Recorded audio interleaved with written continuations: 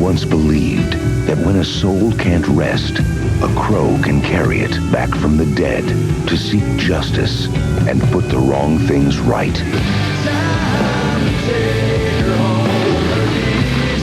Friday, May 13th. Not a good day to be a bad guy. Brandon Lee. I love you. The Crow, rated R. And now, our feature presentation.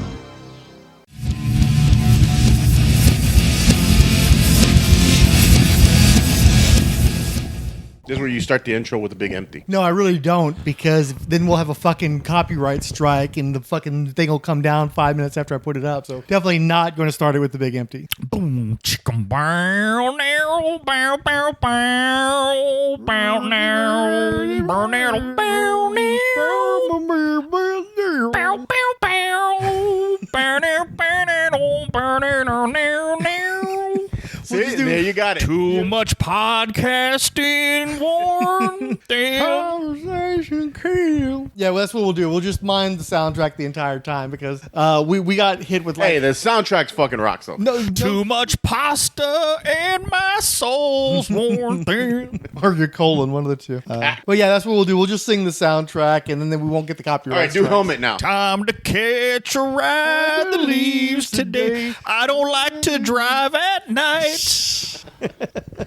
Yeah, it's about right though, because most people who were fans of The Crow when it came out probably. If you need watch to The take Crow in the some theaters, it's precautions. time to get your colonoscopy. Actually, you're on your third or fourth colonoscopy at this point in time.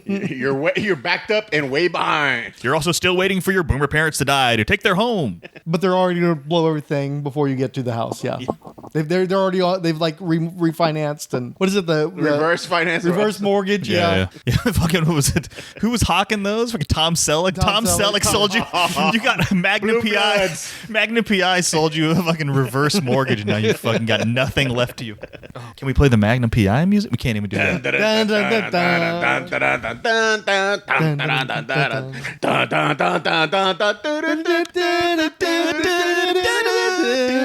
We all know that one. Okay. Now, like it turns to Diablo Frank with your name, and you kind of look at the camera and smile. You got to do that 80s look. I can't pull off the stash. I'm sorry. Friggin' Mr. Fix-It's flying a helicopter. or something. Right. Absolutely. Yeah. Well, I got to be the minority. I didn't say it. Higgins. Am I Higgins? Higgins? Who's actually from Texas and faking a British accent his entire career? Is that right? That's my understanding. Yes. John is from Texas, and usually people have a Texas accent. You worked very hard, didn't you? Yeah, I took about, when I decided to become an actor, I was in the Air Force and I went to New York, and I was a stage actor for 15 years, and there are no cowboy parts on Broadway. Mm-hmm. So I had a very well-known New York voice coach named Fanny Bradshaw, and it took about a year, very hard work, to lose the accent. Did I know? I might know. I think Anyway, you know that. don't reverse. Please tell your parents not to reverse mortgage their home. They don't need to be doing that. It's a little late. Okay, welcome to Roll Spine. Roll Spine podcast. You know we don't do intros for Roll Spine. We just start talking. So Yeah. We just, yeah. So that's why I was like, so you want to talk about the Crow? So talk about the Crow. Okay, we'll start.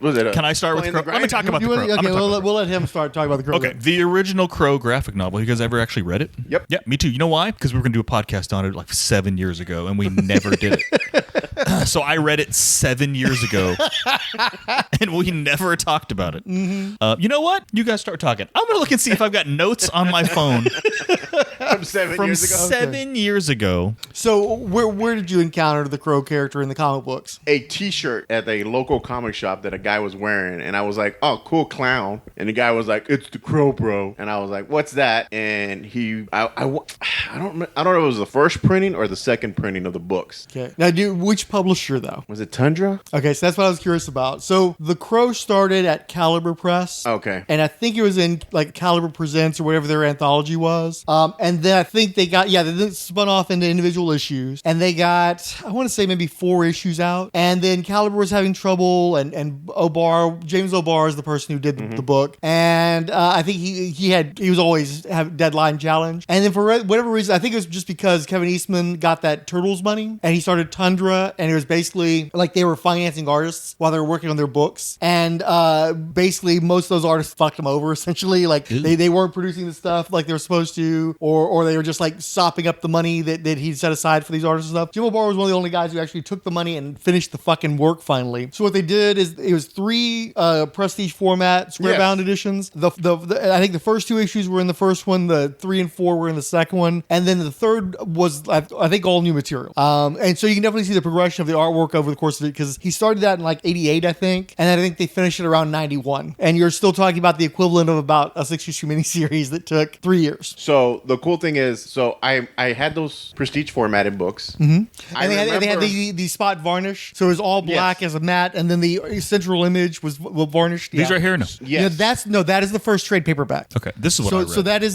I think that's that's what they do. Is Tundra then went out of business because all their money got This one spent. said Kitchen Sink Press. That's what I'm saying. And then it moved to Kitchen Sink Press, and I think that's where most of the trades were released from. Got it. It has a bit of a tortured publishing history, obviously. Yeah. Well, so the guy proceeded to sell me. Oh, so it was the guy running the shop? Yeah, running the shop. Proceeded to sell me a portfolio of like artwork from The Crow. Okay. That apparently had been sitting there for a while. Nobody wanted to buy it. So I got it really cheap. And I wish I still had it today, because it was basically print. Yeah. From the book. Like, I'd say good 12 by 8. I mean, they were just long prints. There's a lot of like pinups related to The Crow. They're all pinups. Yeah, and I think they're actually in the stories at some points, or like, because the thing is, they did all these collections, and I think that they inserted things like prints into the story at some point, or into the collections at least. So I'm not sure what was pulled out of the comics or what was produced specifically for that portfolio. I don't even know. There's just a lot of pinup style art. It's worth a lot of money now, because I'm sure it is. Because I can't say for 100%. I want to say it was even numbered on the bottom. Yeah, probably. Out of 1,700 or something like that. It wasn't a lot. So he sold me that and two of the prestige formatted Crows.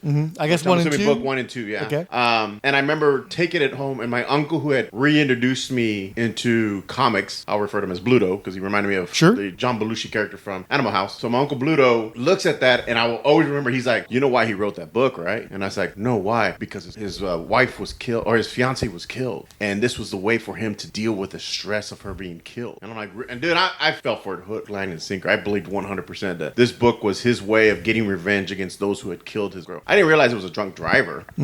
That he didn't leave that. He left that part out. He made it sound like The Crow was based almost like on his real life. Like, he survived it, and this was his way of dealing with the pain of losing her and what he would do to those who took her away. Right. And for a while there, I was just like, oh, this is fucking the dopest, sickest shit I've ever read. And I read them, and I remember digging them, and then just threw them behind my Infinity Gauntlet tray comic books, and it just went into a box with the rest of my comics and just moved on from there. Did you get the third one? I don't remember if I did. I might have later, and I can't remember if I read it. I remember reading the first 2, because I remember I wasn't really big into black and white comics at the time, because to me that was like Cerberus, and those type of comics to me were indie shit. Yeah, it's Grindel, Sandman, Crow. Actually, no, you just named 2 color comic books. No, are they really? Yeah. How come all the imagery I saw was all black and white on the fucking walls and shit? Well, because Grindel actually had a book called Black and White. Okay, well that's what I mean. So those weirdos read those things. Weirdos, Sandman, it's all black and white. No, it's not. It is color. It is. It's. You can say it's got color somewhere in it. It's all the posters on the weird part of the bear. All the comic shop sections I would stay away from. Flaming Carrot. I would stay away. Weirdos over there. Goth people in Sandman shirts that are always black and white. Always black and white.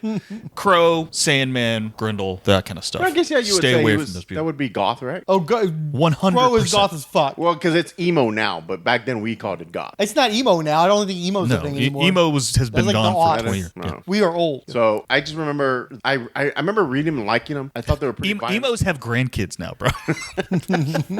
And they're doing TikTok dances. Sorry, go ahead. And that was it. I remember reading the books. I really enjoyed them. I remember seeing the posters everywhere. There was always posters. I had the portfolio. I remember the T-shirt. It was definitely like an indie thing. Like I never saw when I went to these were the comics that were in the back, further back on the rack. The front of the rack was Marvel, DC. Sure. Then you'd have your smaller imprint, and then like the far back was like, you know, Warhammer, fucking little miniatures, and Crow, and fucking Boris the Bear, and all these weird Flaming Carrot and Concrete. I think Concrete was out there, wasn't it? Yeah, Concrete would have been out there that time. So I remember that, and I remember the older cool kids were reading that stuff. I remember that. And was it this? Yeah, that looks about right. Yeah. Oh, cool. I've never seen that. I don't think I've. The Crow Color Portfolio by J.O. Barr. It's a nice shot. Yeah. Right. They're all listing for over $1,000. What? Oh, okay. I'm sorry. I take it back. This one's $800. Oh, that breaks my What heart. happened to yours? Lost in movement. Just moving around. $750, $999. Yeah. $1,100. Oh, dude, I must have paid like $12, like less than $15 for it. Yeah. Because it had been. I remember at that comic shop. I want to say it was Third Planet. Okay. It was sitting like on, like they had like this. Was it the satellite store out in Pasadena? Yeah. Okay. It might have. If it was this one, it was also. This one's still expensive too, but not as expensive. Anyway, but all of these portfolios are very expensive. No, it looks like that first one because I remember I looked at them and I had thought about, I should frame it, and then I was like, nah, and I just kind of put it back in the portfolio, and it just kind of like put it between books, like big trades. Yeah. And it just sat there forever and ever and ever. And I remember moving around, and it would move with me, and I would look at it, and I'm like, what am I gonna?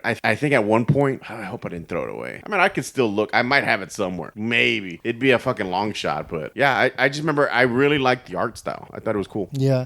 For me, I, for the most part, I did not have access to comic shops. I've talked about it on my Comic Reader Resume podcast where like I mostly had to subsist on flea markets and convenience store newsstands, 3-packs at like Kmart and places like that. You know, grocery stores had 3-packs too. So I wouldn't have had access to those early issues when they were coming out in '88. I found I was living near that Third Planet satellite store, the one by the drive-through liquor store, which is still there, right? What? The drive-through liquor store is still there? No.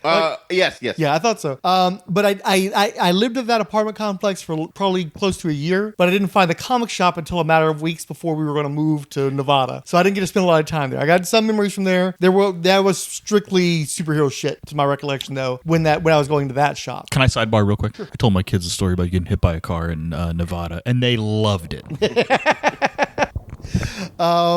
But my brother, pro moment. Yeah, my brother though had access to comic shops, and he would pick up the newspaper comic shop news, a tabloid. Yes, I remember those. And you'd fold it over, and it was like kind of an Inquirer size deal. And he'd, when I'd go to his house, he'd have those around, and there was a total gateway to being able to see the greater comics experience that I wasn't getting access to because I didn't have a comic shop, except for like the one or two times I managed to go to his comic shop, right? And one of those CSNs had a Crow cover, and it was not, to my recollection, used anywhere else. I don't remember seeing it in any of the collections. It was a red background. I think he was against a barbed wire fence, and he was kind of like posing like in a martial arts pose or something. And I think it was about a waist up or something. I still have that comic shop news in my collection. I was just really impressed with that image. And again, I've talked about how like I never wanted to grow up and be like Arnold Schwarzenegger or Sylvester Stallone or something. My ideal body type was like Iggy Pop, and he had an Iggy Pop body. And if you look at it, like it's even the chapter titles are all taken from like Bauhaus and Joy Division and those kind of artists. So Jim O'Barr also liked those guys. And let's be honest, the Crow is for the most part an idealized version of Robert Smith. Same with Morpheus from the Sandman. It's Robert Smith except cut, right? And extremely violent. Although he did do Killing an Arab, so there's some violence in Robert Smith as well. He got a little more of a hippie later on. And so I remember being in Colorado in like 91 and digging through like a flea market dollar bin or something, and I found one of those Caliber Presents or whatever the damn book was called, but it wasn't one of the Crow ones. Oh. It was one that had some other. He might have even had Jim O'Barr art because I think he did like a fantasy thing in that at one point, but it wasn't the one I was looking for. And I think I ended up buying like a Dark Horse Presents with Roach Mill or something instead. I definitely bought some of the early Swords of Cerberus, the individual reprints, the first few issues. I definitely got some of those out of that bin. And so what happened is that the comic shop I was going to in 91, I was ordering from, or 92, I think. I was ordering from previews from him, and I saw those 100 editions, like, oh, I got to get that.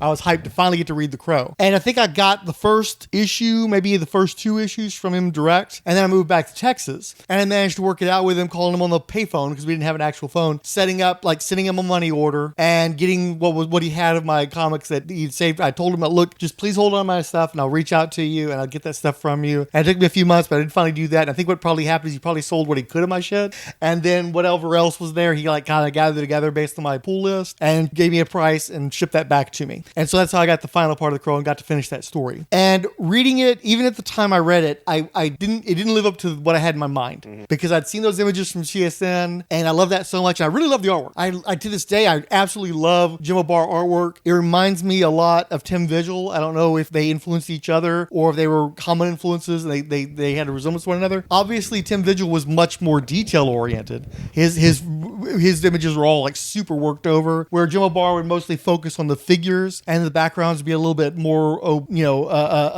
impressionistic. I mean, sometimes he'd go in there and he'd draw every brick on a goddamn tenement, especially for a splash page. But in general, he was just focused mostly on the figures. And I love the work and I loved how the character looked and, it was a super violent book and it seemed like very portentous because he's constantly having those dream sequences where they're doing the washes and he's picturing the love of his life being murdered and he's talking to the crow and you got the skeleton cowboy guy and everything else. So that was like okay. And of course he had all these poems mixed into it as well and all these pinups and stuff. So it definitely felt like somebody's diary mixed in with like a grindhouse actioner from the 70s and shit.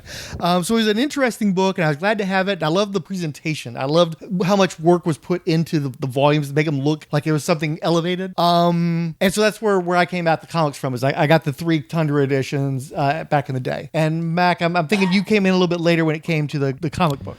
Yeah. I just remember I just remember the imagery more than anything else because I lived in Northern Arizona in the early 90s. Very goth hippie scene up there, and I definitely saw The Crow around and knew it was a comic book, but I didn't crack any of them or read any of them. They like you said, they weren't, even if you had a comic shop, they weren't like on the spinner rack, right? Like they weren't like huge publication runs or anything. But I knew of the imagery, and I knew when the movie was announced that it was from a comic book, and it was like a big deal. A comic book movie was getting made, and it also was like not a superhero movie, and it also seemed like they were going to be taking it like rather seriously. Like it wasn't like a hokey comic book movie. It was like a thing. Whereas like if you didn't know it was going to be a comic book movie, you didn't know it was going to be a comic book movie.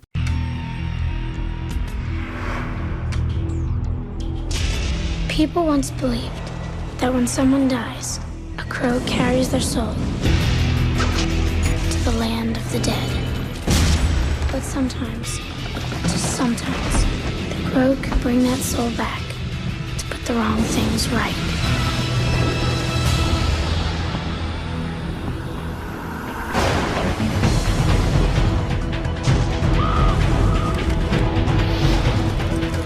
You're all going to die. Is that gasoline I smell?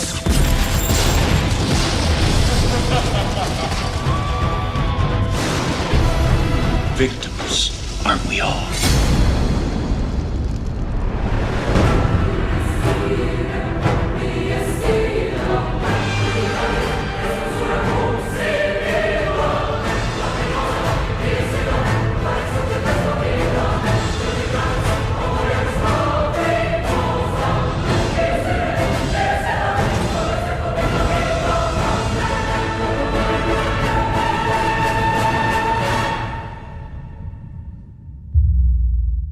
Now, did you know about the movie coming before or after the Brandon Lee incident? Ooh, I don't remember. No, I remember. I remember that Bruce Lee's kid got killed in the movie because it was a big deal that they finished the movie without him, right? Using like creative cuts and some cutting edge kind of CGI. Some shimping, I think, happened there. Yeah. I mean, it was a big deal when it happened, and all it did was just like hype the movie up more. It kind of, unfortunately, kind of became publicity for the movie.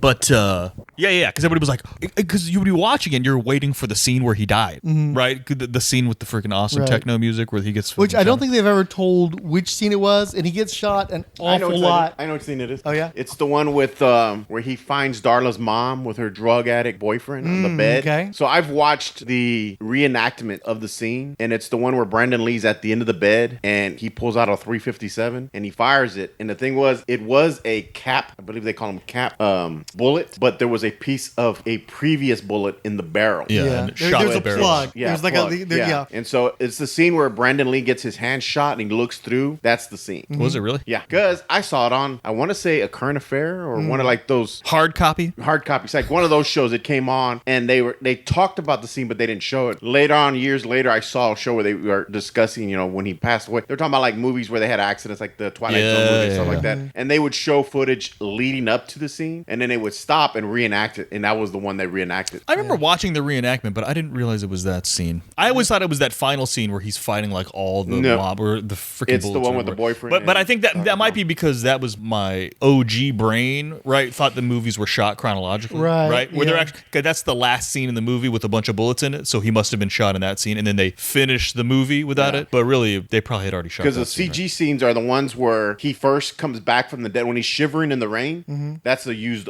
You can see the CG. It's pretty. It's not really. Great. Are you sure about that? Yes, sir. We can watch me right now, and I'll point it out to you. The scene where he's shivering, they reused that scene for another scene because you can notice. You'll notice it's a little off. The color, it's off from the background. And in the scene, if you notice when he's putting on the makeup, there's a lot of scenes you don't see his face. And then he runs. He grabs the windowsill. He swings upward. He swings back, and he lands. He stands up. The crow lands. The lightning strikes. That's CG putting the face over the actor's body. That's one, and you could tell that they were doing something. I mean, it's artistically done, but you could also see the artifice there. So I always knew that scene was having a stand-in. Essentially, I know so much. Again, this movie's special to me because it was my first date with Pussycat. It was my uncle and my aunt wanted a double date. I had just met this girl that I really liked. We went to go see The Crow. We saw it. That became our movie. This Big Empty was our song, and so that movie, I obsessed about because I got really into. I loved the movie when I first saw it. I thought it was fantastic. But sorry, I didn't mean to cut you off, Machine. Go ahead. No, you're fine. I was just saying that it makes sense to me that it would be the scene that you're talking about because he's so close to the guy, and because it was the force of the cap pushing the plug through the barrel and turning it into a lethal projectile. But you have to assume it was probably really close range, and that was a close range shot because he's on the bed when he's getting shot at. So it makes sense to me that would be the one. Yeah, since you mentioned it. Yeah. And then what about you? Did you see it when it came out? I think so. I'm pretty sure I saw it in the theater. I had to have seen it in the theater. I definitely saw it in the theater, but I don't remember my theater experience. Other than like ever since I saw the movie, I thought it was incredible. I loved The Crow when it came out. I was obsessed with it. Not obsessed with that movie. Not like I was obsessed with Pulp Fiction when it came out. I was not obsessed with The Crow, but that was the same year, wasn't it? It was. I think it was a year. It might have been the same year. 94. Yeah, I think so. It might have been. Yeah. I love The Crow. I loved the imagery. I loved. I thought it was cool as hell. I still never found any of the comic books to read until you gave me that trade 7 years ago to read. I'd never actually read the comic books, but and then they made sequels afterwards. I didn't really give a shit as much as I did from I didn't see one of the sequels. Well, let's hold back. And then the soundtrack was a whole. The soundtrack was fucking phenomenal. That Nine Inch Nails, The Cure, fucking Pantera, Helmet, Rage Against the Machine, Henry Rollins. Yeah. So I watched the movie, loved the movie, picked up the soundtrack, rocked that soundtrack for a fucking wore it out, bro. Wore it out. Just played on tape, played the shit out of it. I never revisited the comics after the movie. Like I just didn't do that. I remember watching the movie, loving the movie. There was this whole thing about the curse and all that, and kind of got into the whole conspiracy of it. Enjoyed that, and that was it. Like, and then of course the second film came out. What was your before you, because you still keep wanting to go to the sequel. So let me say. So my gal in Mexico, she saw it with her two closest friends, and to some degree her, but definitely one of her friends. The Crow became like their whole identity. Like like every Halloween, he was the Crow, and watched the movie constantly. My gal loved it too. She watched it so much. She when we rewatched it for this, she was reciting lines from the movie. Steampunk Crow. Yeah. Hey, folks, that's a joke about this. There's this guy who dresses up as the Heath Ledger Joker at the local Comic-Con every single year, and he's always Steampunk Joker because the Joker, after he saw The Dark Knight, definitely became part of his personality. Yeah. So that definitely became this guy. He was the Crow became his personality. Yeah. And then with my sister and her husband, they also experienced that and loved it. And he also, I think, was one of those people who was the Crow for Halloween for years and years and years. I mean, some people just like super duper invest in this movie. Now, I saw it at the theater. I think I might have seen it with my mom, and I was kind of frustrated by it because I'd read the comics, and it was, we didn't have a lot of superhero movies back then. You had the 4 Superman movies, you had the 2 Tim Burton Batman movies plus 66, and then a few odds and sides. I mean, we were still counting shit like condor, man, as superhero movies back then. They were so desperate, right? And so to watch The Crow, which was as a comic book, is pretty much just, like I said, a 70s Death Wish kind of thing that just happens to have a bunch of poetry and a guy who's in a mine get up. Who doesn't die? He's immortal. He keeps getting shot. Yeah, there's a supernatural element to it, but that's kind of the point, is that it's a supernatural element, not a superhero element, really. And you know, I was in the time period where the Punisher was getting popular, but this would have been like, this was started like the year after the Punisher miniseries, you know, it was like maybe the ongoing series had started by that point. But that was still kind of a new thing. You had like DC was doing the Vigilante book as well, but that kind of violent action like you would see in the movies wasn't something we saw as much in comic books then. And so when I saw the movie and they've got all this fantastical shit, like especially when the band, like the group, they murders his fiance and him and rapes her and fire it up. Like they're the classic motion picture multicultural multiracial gang, and then like the leader of the gang runs around in a fucking pirate suit with fucking leather vest and gloves and shit. He's fucking his Asian half sister who like does witchcraft and shit and takes people's eyeballs, and they're like snuffing chicks while they're fucking them together and all this wacky comic book stuff. And then of course in the end, spoiler, is the Crow has managed to like absorb all the memories of the 36 you hours. Screwed up, man. You screwed it up already. Why is that? Because he absorbed it from the officer Ernie Hudson, who had watched and stood by her for 36 hours before she finally passed. Yes. Yeah. So he saw her pain. The Crow was able to absorb from watching the pain. Yeah. And then after like they determined, again, very comic book thing, they attack the Crow that's always with the Crow, the actual Crow, the Raven, we'll say. The totem. Yeah. And so by injuring and seemingly killing the Crow, they could kill Eric Draven, the guy who had the immortal or temporary invulnerability and all that kind of bullshit. And so again, very comic booky kryptonite bullshit. And then of course, because he's been stabbed and he's dying, and the Eric Draven's dying again, and the Crow's dying, and so he takes the pain and he projects it into the mind of Michael Wincott, who then falls off the church and then gets impaled. And to me, it was just like, wow, that was really, really comic booky. And I was troubled by that. It just bugged me because they were too fantastical. And I thought they did too much and blah, blah, blah, blah. It wasn't enough like the comic book. They'd strayed too much from the adaptation, and it was too comic book. But I did like the soundtrack, and I remember in particular, I've got my own little superhero guy, one of my own little creations, and I've always, in my head, there's a sequence in my motion picture for my hero that's very similar to him running across the rooftops while the Cure song. What's the name of the Cure song? Is it Burn? Yeah, Burn. Yeah, well, that's playing and he's jumping across rooftops and shit. And I wanted to do the same thing as that, but I wanted to use Cities and Dust by Susie and the Banshees, which is definitely like same DNA. I mean, Robert Smith stole his makeup from Susie Sue, so it's like, come on. So there's definitely things in there that I liked and that I kind of clung to, but I was still frustrated by the movie. And then I've read the comic books again several times over, and I've seen the movie several times over, and I realized like the book is really fucking racist, man. Like when you're reading the black characters talk in this, the gang members, especially in the earlier issues, there's like, it's not even Ebonics. That's some fucking plantation shit that he's got coming out of these folks' mouths. I'm like, holy shit. And then in the early issues, it seems like they're all black guys. And then later on, you get a little bit more variety of people, but there's all still talking in kind of like that hood speak. And it's like, Jesus fucking Christ. And like, none of those characters are developed. They're just meat to get,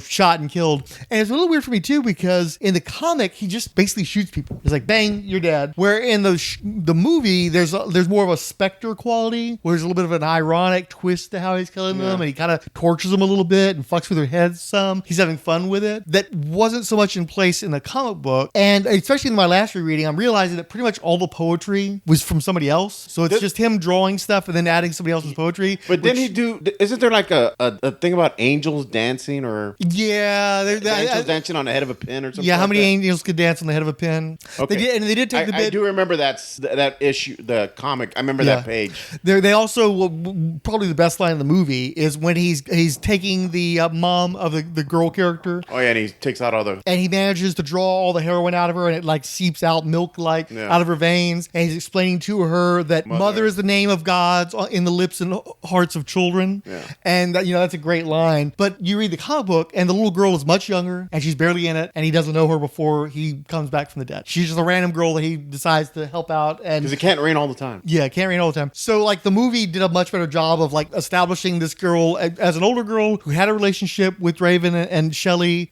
before they died and missed them, and then like the Alcott character who Ernie Hudson plays, he's just like an inspector in the comic. He doesn't have any relationship to any of the stuff that happens. He's not there watching her, Shelley, when she's dying and shit. So watching the movie just narratively makes a lot more sense. Like the Crow comic is sort of just a series of events, and then when he gets done killing everybody, he dies, and then maybe he meets up with Shelley again, although what's weird is she's clearly a blonde throughout the book, and at the end, it's a brunette. So it's almost like, did he meet Death from the Sandman books, and it's a crossover, and we don't know about it, and all of a sudden she's a brunette? What's that mean? It's very ambiguous. I recognize now, as an adult, that you needed to fix a lot of the things in the Crow book that were vibes to make it work as an actual narrative story with a structure, and that people would want to see. And of course, you've got the whole Brandon Lee tragedy thing. This guy's like putting in the best performance of his career, and this is something that would have launched him into bigger and better things. And then he struck down early in his life. The soundtrack, of course, is fucking fantastic. But unfortunately, I was poor, so I did not get the soundtrack album. I did not have that.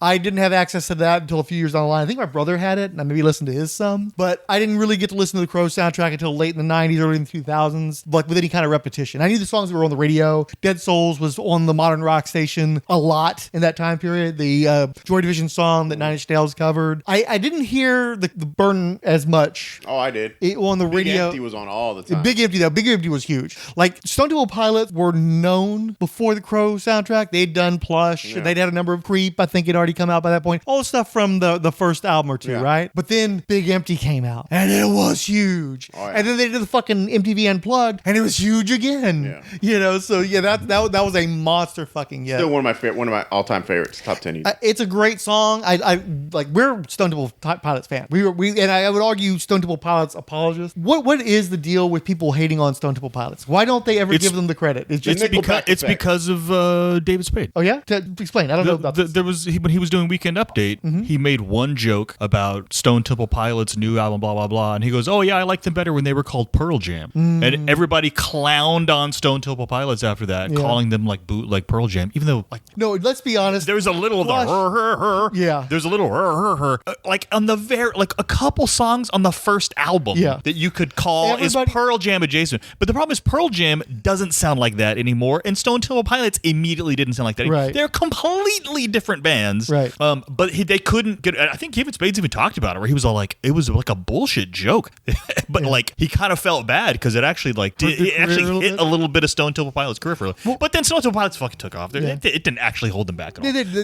But people will always cite that joke for some reason. Oh yeah, and it's like it was just a thing. Because my brother had gotten Core, and he played like he liked Dead and Bloated and Sex Type Thing. I remember watching the video of Sex Type Thing, and then he would listen to this is so good. And Dead and Bloated didn't do anything for me, so like I don't know who these guys. I don't care about these guys. And then Plush happened, and everybody thought Plush was a Pearl Jam song. So that's why I get the joke. Like we all thought that was Eddie Vedder singing Plush until we found out otherwise. And then, like you said, they were kind of like suddenly they're the Earshot, or the Chevelle is to Tool, for instance. Yep. But of course they evolved, and I think they became a great band. I think partly is like Scott Weiland was a really bad junkie, and I think he maybe made people really like. I think people maybe hated him in the industry because he was so erratic and unreliable and shit, and dogged on him for that. But I will stack Stone Temple Pilots against Nirvana. I will stack them against Pearl Jam. Like album for album, I would much prefer Stone Temple Pilots. I have to say. To who? Anybody who wants to come for me over Stone Temple Pilots.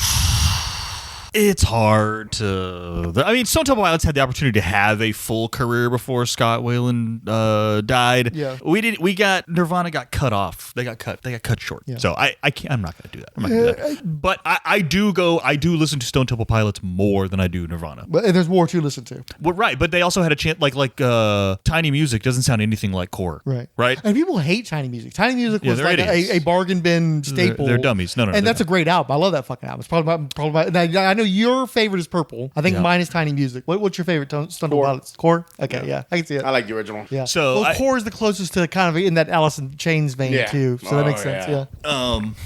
Yeah. So I mean, look, dude, but I definitely prefer them to Pearl Jam.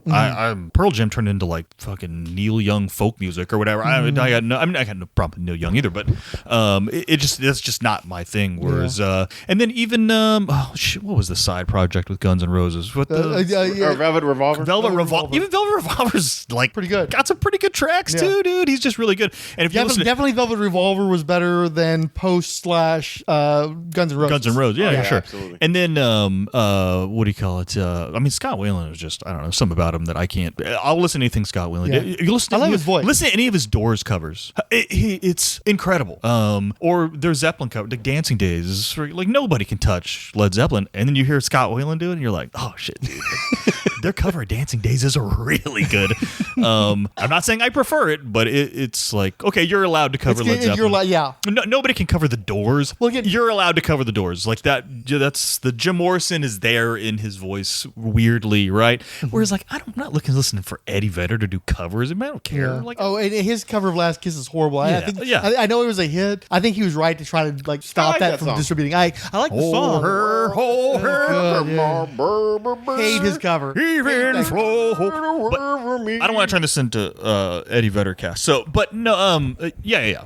Stone Temple Pilots fucking rules. I mean, I don't make me decide. These are my children. These are my albums that formed who I am. I killed hours and hours of Gran Turismo and all sorts of video games of these. Well, and I'm also thinking about too, like as for instance, like The Cure. When The Cure would get covered by other people, especially like Love Song, horrible. And The Cure isn't Led Zeppelin, you know. So you would think that somebody could rise that level. It's impressive that Stone Temple Pilots could rise that level with Led Zeppelin. Anyway. Yeah. So I say this. I really like Nine Inch Nails cover.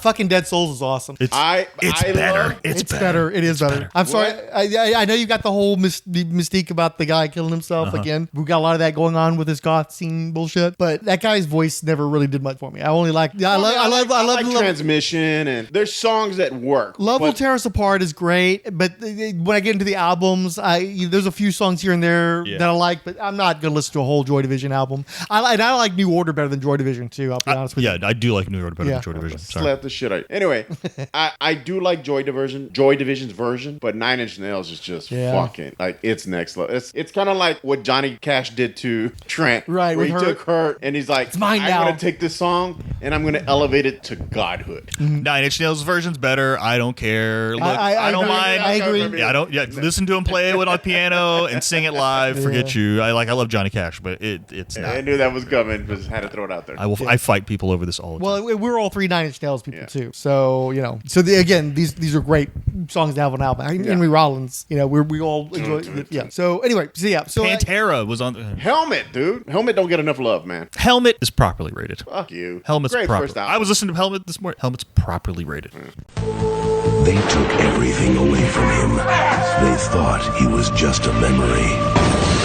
They were wrong. I want you to give your friends a message. The crow comes for them tonight. Now, Eric Draven has been given a second chance. Show me what you got. To set things right.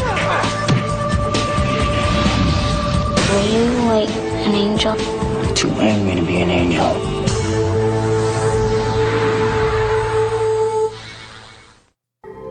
People once believed that when someone dies, a crow carries their soul to the land of the dead.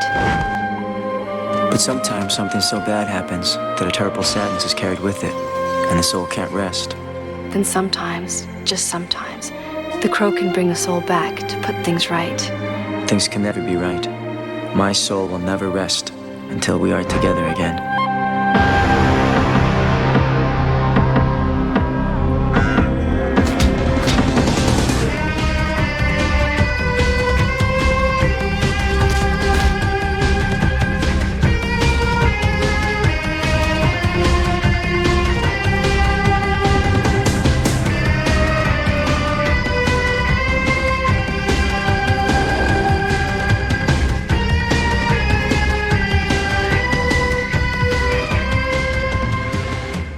So then we get to the sequels. And since I wasn't that big of a fan of the movie the first time I saw it, I didn't watch any of the fucking sequels. The only thing I watched that would kind of count is because it was on Channel 20, the Stairway to Heaven, the TV show. Yeah. And that was Mark Dacascos, the martial arts guy from like Double Dragon and a bunch of shit.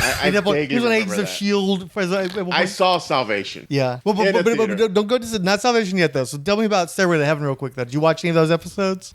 No. Wasn't that Michael Landon show? It was a lot like Highway to Heaven, actually. Stairway to Heaven and Highway to Heaven. Like he was solving crimes, right? Or yeah, because they still had the police officer. There was his buddy. They still had the little girl. But yeah, they were like crime of the week, and there were various like Crow adjacent supernatural people that they would sometimes run into and shit. I might have seen like 1 or 2 episodes, but out of order and stuff, and didn't understand what was going on. I watched a few. Like walking into a gangbang. I was like, I knew what was going on, but wasn't going to get involved. It felt very like Highlander. It felt like the Highlander TV show, but like wanted to be Highlander. But at least Lambert came out in like 1 episode. Oh yeah. Well, I mean, so they couldn't get Brandon Lee to come in and do an episode. Plus, technically, it would have been more Crow than Crow he did. Dacascos was playing Eric Draven anyway, so he was the same character. That was the only time I thought it was like a different character. No, he was actually because let's be honest. Now the Crow, because of the movies, not a person. It's a concept. It's a concept that takes over. So technically, you didn't need the show to be Eric. It could have been somebody else. But again, they wanted it to be the same. Like again, they've got the cop, they've got the girl. You know, but they're continuing adventures. He didn't die after all. He kept solving mysteries and shit. Yeah, so it's just a corpse walking around. There's a need for a certain finality when it comes to the Crow. It's just kind of baked into the concept. But the TV show. I love the fact that he dies. You know, I think hugging the tombstone. And kind of like and they actually have the actors come out in the rain and take him to heaven and stuff. Yeah. That's a lot more satisfying than what we got in the comic book, so for instance. Oh, okay. But yeah, so how do you continue that? That doesn't really quick. Now, Mac, did you ever watch the TV show? No. Honestly, kind of forgot it existed until you just mentioned it. Right. But they could have done worse. And what channel did it come on? Huh? 20, channel? I think. Locally here in Houston. Is that UPN? He's not going to do this stuff. Is that UPN? Here it became UPN. No, it's channel 20. Yeah, I don't know if it was actually UPN yet. UPN in the early 2000s? Late 90s, I think. Late 90s? I think Moesha and shit was already out by late 90s. Shout out. Was that before or after? Never mind. Yeah, Moesha. So you said you saw now the Salvation. First. Okay, now but the first sequel. Wait, what about City of Angels? Oh, I'm sorry. Salvation's the one with Terminator Kid, right? No, but let's focus on City of Angels first. Wait, what is the one that female actress? Let's stick with City of Angels and we'll get there. People once believed that when someone dies, a crow carries their soul to the land of the dead. But sometimes the crow can bring that soul back to put the wrong things right. I thought that Eric was the last. I never imagined there would be another. It's another time. It's another world. And another has been chosen.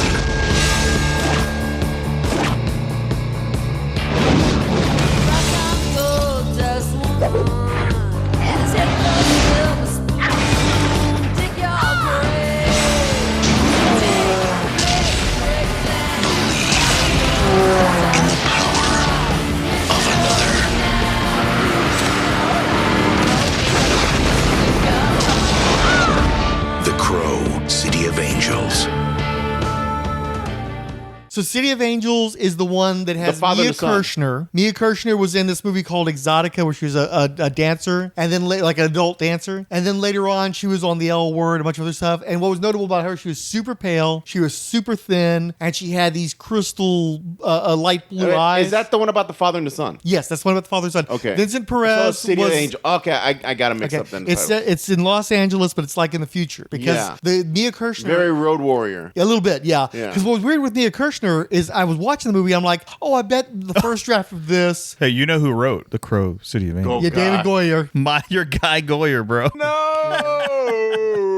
And this was a pre-Blade Goyer, too. Fuck, dude. Can you not, just keep fucking these things up, man, bro? Oh. And what's funny about that, too, is I saw some archival footage of him that's probably from the DVD and stuff, and he was chubby, and it was before he had, the full sleeves and stuff. It's like, you do look like a comic book guy here. You know, I can see the comic book nerd here. Oh, no. After The Crow, he was like, I got to get tatted up. Oh, yeah. Got to bulk up a little bit, chase down those emo girls. But speaking of the emo girls, so I'm watching the movie, and I'm like, I bet you there's a draft of this movie where Mia Kirshner is playing Sarah, or whatever her name is from the first movie, the little girl grown up. And then I realized after a while, no, that is what they're doing. This is what they're doing in the movie. It's just they cast an actress that looked absolutely nothing like any version of what that little girl would have grown up to be. So there's no way I can make the connection between the two of them unless I was so immersed in the lore she's a tattoo artist. I recognize the name. She's like a tattoo artist, She's a tattoo artist. That's correct. She worked with she's got a close relationship with her boss, who's homosexual, Crow, and they make a bunch of jokes about that, or they taunt him as a result of I that. think this might have been the first Crow movie I was like literally near the end, we're leaving. Like, I couldn't take it anymore. It was. Wow. I remember thinking it was really bad. So, did you ever see that one? No. I don't know. There was something about it when it came out where I was like mentally offended because since Brandon Lee died and the movie was so good and it ends. Yeah, right? definitively. There's no stinger. There's no like his arm doesn't burst through the ground or whatever. Like a Freddy you know what I movie mean? or something. Like Yeah. or the freaking long haired dude doesn't he doesn't turn out to be alive or whatever. He's not in a hospital and he's crowed out. You know what I mean? Like there was no like so it was supposed to be done. Like we were supposed to do it, and when they announced the second one, it felt like a weirard disrespectful cash grab, and the sound. And it almost seemed like we have to make a movie to sell more soundtracks, and because they tried to do a sequel soundtrack where they got all like popular coming up band like Korn was on it, Deftones was on it, stuff like that. But Deftones are in the movie. Really? They play live at in the Day of the Dead celebration at the movie. Yeah. So I don't know. Something gave me the ick even before that was a thing, and I just decided I wasn't ever going to see it ever again. Yeah. And I don't think you were alone in that. I didn't realize it was a City of Angels. For some reason I thought Salvation. I don't know why. No worries. Yeah. So anyway, it was like I had such an allegiance to the first movie and the first album. I like sabotaged myself. I hated it before it came out. I hated the soundtrack without ever hearing a single song on it. Like I just didn't want anything to do with it. Yeah. And so they had been doing Crow comics at Kitchen Sink. And I don't know if they'd gone through the full cycle where they started actually turning the Crow into an anthology where the Crow entity would inhabit various people and have story stuff. But they did do a comic book adaptation of the movie. It was, I think it was written by John Wagner. I think it was drawn by, I think Phil Hester, but it was inked by the guy from, what's his fucking name?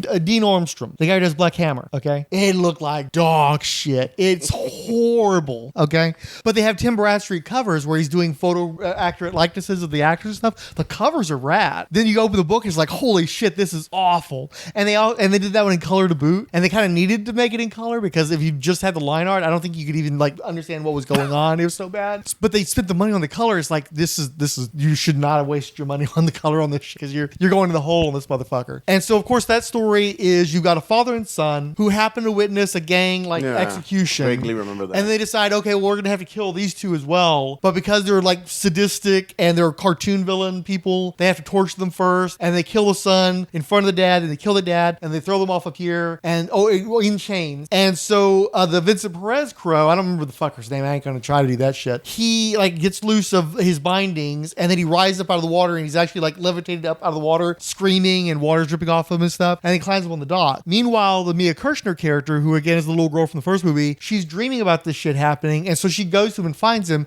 and helps him on his path to becoming the Crow. She's the one who smears the mime makeup on him because she literally like has fetishized the concept of the Crow so much that she's turning this guy into Eric Draven. So it makes sense that they both have the mime makeup. At least kind of creepy. It is definitely kind of creepy. There is an implied like icky emotional like a romantic relationship, and there's even a little line in there where the guy talks about, well, what if I don't want to die after I'm done getting my revenge and shit? Like he's fucked up about his son getting killed, but he kind of wants to stick around, and it's pretty strongly implied that he also wants to stick his dick in Mia Kirshner, which, you know, fair. Yeah, most of us would. But again, they have the cartoon villains, and the main one I remember is Iggy Pop, of course, and he is cool in this one. He looks like he's being a crazy person. He's nuts. Of all people, Thomas Jane is in this as one of the gang members. Yeah, he's the guy who goes to the coin-operated peep show and is jerking off in the stall, and then he runs out of, or his quarter ends, it closes, and when it reopens, the Crow's behind there, and then jumps at him. This guy's got his dick in his hand, and the guy jumps through the window and is beating him up and killing him and shit. In fact, I think he pokes his eyes out and kind of turns him into sort of an visage of a sex doll with his mouth open and shit in the sex shop and stuff. A little weird. But the one thing that's particularly weird is the main boss, the guy who's supposed to be replacing Michael Wincott, is this black dude who went on to do a bunch of lawyer show, you know, and like I think he's played cops and lawyers most of his career, and he doesn't even have like, they should have put a wig on him or something, but he's still got like close crop, like a tight fro, I guess you could say, or tight natural hair, and it's just like he's got a deep voice. He's got, I know that they were trying to emulate Wincott with a deep voice, but like he's running around topless in these like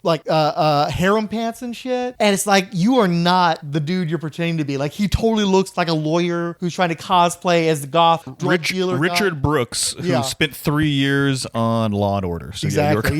Yeah. So it's just like a real fucking mismatch. And so what ends up happening is he too has a female advisor into the mystic, and she has like sight beyond sight, and because she can see like the future and all this other mystical shit, she freaks out. She tries to scoop out her own eyeballs to stop seeing the visions, but they just made them stronger. And so most of the time she's in this hood that's like a crow, what do they call, remember those blankets that had sleeves? Poncho? Snuggie. Yeah, she's like in a crow-shaped Snuggie, but then she pulls that back and she's got stitches over her eyes and shit. It's just a lot. It's just kind of too much, and that her outfit looks ridiculous. And so in the end, like once again, they get the crow and they actually like crucify the crow onto this table that somehow like shows like storm imagery and shit. Like it's got a hologram going through and stuff. I should point out that this is apparently in the near future story. So this is probably like 10, 15 years and in you the thought future. the first movie was too comic booky. Right. And so they pin the crow to this table, and then the dude manages to take the power of the crow, so now he's invulnerable. He can't be killed. And so it ends up in the Day of the Dead, and they're in the midst of this celebration with the Deftones playing and shit. And Mia Kirshner's character gets stabbed, and she dies apparently, and they don't even really mourn her. And then, I shit you not, the way that are you remembering any of this? No. Okay. The end. God, no. The Vincent Perez crow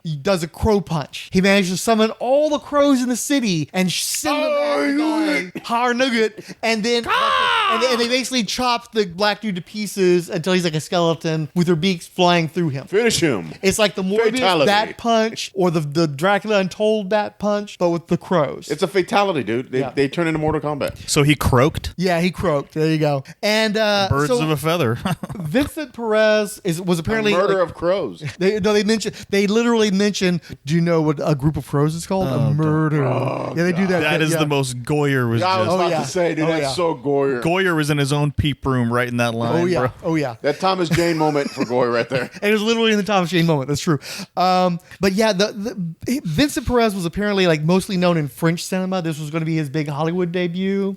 He did not speak English fluently, so mostly he was trying to learn his lines phonetically. He does not have the charisma he needs. He does not sell the lines very well. There's definitely moments where you just can't understand what the fuck he's saying. But the thing that I think was the worst is he wears a vest with an exposed navel. So the whole time the crow's running around with his little belly out, and it just completely undermines any menace that this guy might have ever had. Because the whole time you look at him with his little exposed belly fighting fucking Iggy Pop and Lawyer Guy from Law and Order. It's not the worst thing. It's watchable, but it's not great. But the soundtrack. So I was working at the sex shop in the early 2000s, and for whatever reason, somebody had, I think they were burns. I don't remember if they were actual copies of the CDs or if they were burns of the copies, but they'd had that in the big carousel that we had at the sex shop, and they had, I think, the first 3 movie soundtracks in there. And of course, I swiped them and ripped them and then gave them back to the shop afterwards. The second album is still pretty fucking kick-ass because you got Jurassitol by Filter, which is a fucking badass. I personally like it better than Hey Man, Nice Shot. Fuck you. I'm probably an outlier on that, but I love it. Do you know what that song's about, by the way? Which one? Hey Man, Jurassitol? It's about Rod Stewart. So what had happened is you had all these new rock guys, and they're trying to work their way up charts, but they're competing for advertising dollars and promotion with the old rock dinosaurs like Rod Stewart. And so he's singing about, old man, get out of the fucking way and let the new people come in and do their thing. So I actually kind of like Picture. Oh, yeah? That's a good one, too. That's a good one. I tried to see them, but he went to rehab. Yeah. And they canceled. You know who he is, too, the lead singer? Yeah, it's Robert Patrick's Robert Patrick's yeah, everybody knows it's not good. And you've got Goldust Woman, the cover of Fleetwood Mac by Hole. Fucking Goldust Woman. Oh, yeah. And again, better than Fleetwood Mac. It's better than Fleetwood Mac. Let's be honest. It rocks way harder. Fleetwood Mac is intentionally being twangy and country. Courtney. Oh, no, I think she's. I think we could get her on the podcast. Want to get her on the podcast? Probably. Maybe so. Okay. Who's going to score to get her on? Anyway, but there's a lot of great songs with it. Did you look at the soundtrack? Yeah. It's got Kron. Boom, ba cop, doom, ema. It's got what a Deftone. I had it up right here. Hold on. Oh dear. They got Rob Zombie in there with a Living Dead Girl remix. Yeah. Oh Yeah. Oh, I'm Your Boogeyman. Oh, I'm Your By Boogeyman's White, on that one. That's right. It's the remix is on the next. PJ Harvey, Bush. Yeah. You Naked lose one. Cousin. Tricky versus Gravediggers. 7 Mary 3. Ooh. I like 7 Mary 3. Well, you would. Well, I like her hits. Paper Undressed by the Toadies, New York Loose, Korn, Deftones, Iggy Pop, Pet. Yeah, there's a decent mix on here. Yeah. Still a good album. Still got some really strong singles that came off of that album. But what I found interesting is when rewatching The Crow, knowing what a fucking killer soundtrack that is. Like, everybody acknowledges that's one of the best soundtracks of at least a decade. I would say ever, honestly. I would put that against most any of decade's soundtracks. They don't really have a ton of the songs in the movie, and the songs they do have don't run that long. Like, Big Empty is like 30 seconds, you know, but it's a rad scene, though. Dude, when they're killing T-Bird, dude, they're playing it the whole time. I only remember hearing it when they're driving around, not even when they're... In the background, you can hear it still lightly playing, yeah. Okay, I'd have to check it out. Because he's like, what the... When he's taping him to the seat, and he's starting to read the poetry and shit, you can hear it in the background. The second one, you could hear a lot... Like, they make sure to get all those songs in the movie. Anything they might have missed, they turn into a clip show at the end during the credits. So was it a movie, or was it just one giant music video? Kind of a giant music video trying to sell shit, yeah. And trying to they actually seriously shot a movie with I'm Your Boogeyman by Rob Zombie playing in the background? Really? Well, that was a single, too. I don't think it was big that big of a hit, but it was a single. In a movie, though? It's a little silly. I'm Your Boogeyman. I tap my toe to it. It's Sunshine Band cover. Yeah, I get you. It's a little silly. Yeah, I'm not going to fight you on that. Yeah. So, not only did you hate it, but also you don't even remember it. Nope. What did Pussycat think? I don't even think she remember. I don't know. Yeah. You'd have to go over and interview her. I don't remember. I just remember. There's a better chance we get Courtney Love. I just remember, I don't think we stayed. That was like, there's only a handful of movies I can think of that I actually walked out of. Mm-hmm. And I want to say, near the end, we just walked. I think I've only walked out of one movie my whole life. Which one? The Shadow. No. I sat through The Shadow. Or was it The Spirit? Maybe no, it could be The Spirit. I don't remember you walking out of The Spirit. I don't think you'd ever walk into The Spirit, much less walked out of it. Unless Sam Jackson and ScarJo were that big of a draw for you. No, we watched some of The Spirit. Okay. I think it was The Shadow. No, I fell asleep. Movie. I fell asleep in The Shadow. Okay. I can get that. I enjoyed The Shadow. I really loved some of the visual tricks that Russell Mulcahy did. It's a slow ass movie, and I have fallen asleep trying to watch it before. I definitely fell asleep. Okay, the one I remember falling asleep through is What Dreams May Come. Yeah. With Robin Williams. Yeah, my sister was really big on that one. I remember. All I know is I fell asleep and I woke up and I'm like, when did he go to hell? Like, what the fuck? Like, what's going on? I wanted to walk out of Mother, but the three of us were there, so I sat through that whole freaking abomination. I wanted to walk out of Wonder Woman 84, but you were in your living room and couldn't do it, or oh no, was it the first Wonder Woman? That was the first one we saw. Yeah, that was the first one. Mm-hmm. 84 was released, whatever the streaming services on. I've left at least 3 movies. My stepfather, for some reason, got mad during Crocodile Dundee 2 and made us walk out of the dollar show.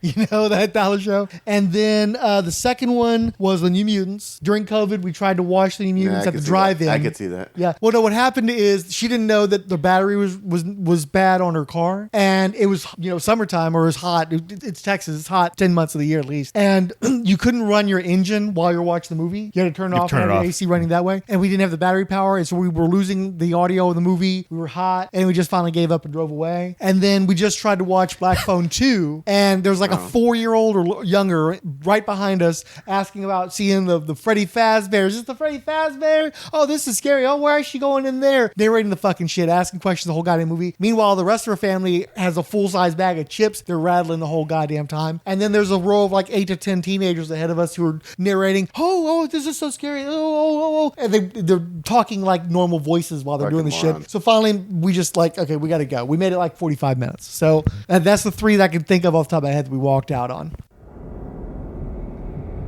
I want to be with you forever. Only forever? Come on. The Crow legacy continues when a young man is wrongfully accused of murder. Alexander Frederick Corvus, do you have any last words? I loved Lauren.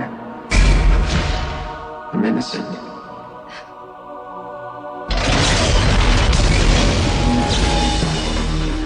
Now, with the guidance of the Crow, he sets out to find the killer. Where did you come from? I'll make sure everyone knows that you're innocent, that you loved her.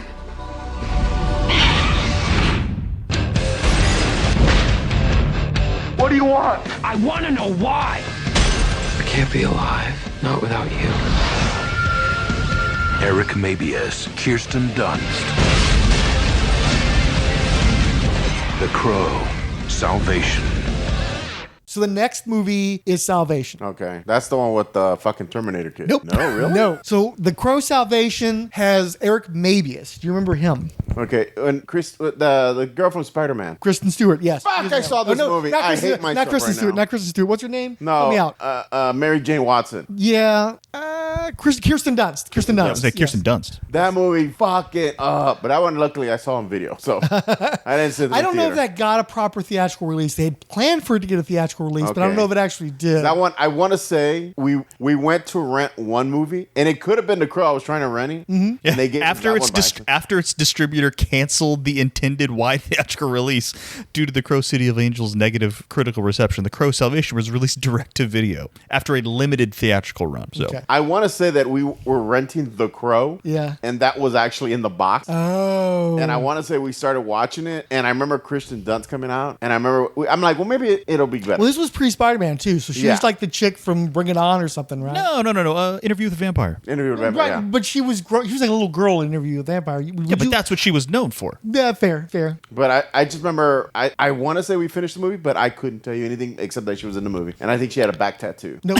That was Mia Kirshner. Okay. Then yeah, all I know is that she was in the movie, and that's it. Yeah. So Eric Mabius was the guy from the first Resident Evil, not the evil husband, but the cop that or the wannabe cop that infiltrates the Umbrella, the Stars. Mm-hmm. And I always liked him, and I don't know why he never had much of a career, so you wonder about that. He definitely had big Mark Wahlberg energy, which I think hurt because Mark Wahlberg was probably taking all the Mark Wahlberg jobs there were around, and so Eric Mabius ended up on like Ugly Betty and shit. But he had a good physique, and I thought he had an interesting looking face. What I saw him in, I liked him in, particularly Resident Evil. But this was before Resident Evil, I think. Yeah, it would have been. And he was skinnier, and he's playing young. He's playing like a 20-something. And what had happened is he was dating Jodie Lynn O'Keefe, who I don't know what she did in movies anybody would know. I just remember her from Nash Bridges, the show with Don Johnson and Cheech Marin as cops. Another Cheech reference today. Yeah, there goes. Well, I don't know if we recorded the other Cheech Marin reference. No. Talking shit With earlier. the Cuda convertible. So good looking gal, and then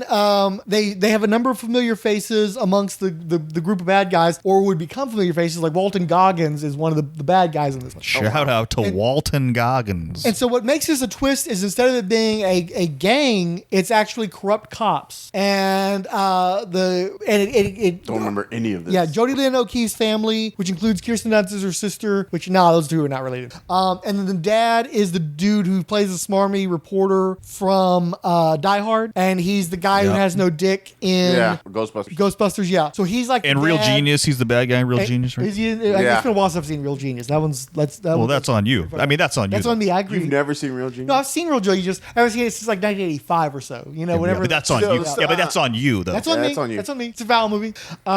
So he's working with the corrupt cops, and the leader corrupt cop is Fred Ward. And Oh shit, Remo Williams? Remo fucking Williams, yeah. And also he's got like a chick that works with him too, but she's not somebody famous. Anyway, so what's interesting about this one is the dude gets fried in the electric chair, and just for extra zappage, it gets hit by lightning, and so he like fries to such a degree that it fucking melts his face and shit, right? He's all crispy critter, right? And so he wakes up in the morgue in the prison, and he sloughs off all of his burnt skin, and he's mostly back to normal, except he's got the sunken in eyes, the pink eyes, and pink like mime shit and pink lips, so that he looks like a crow again. It's a way of them working around it. Yeah.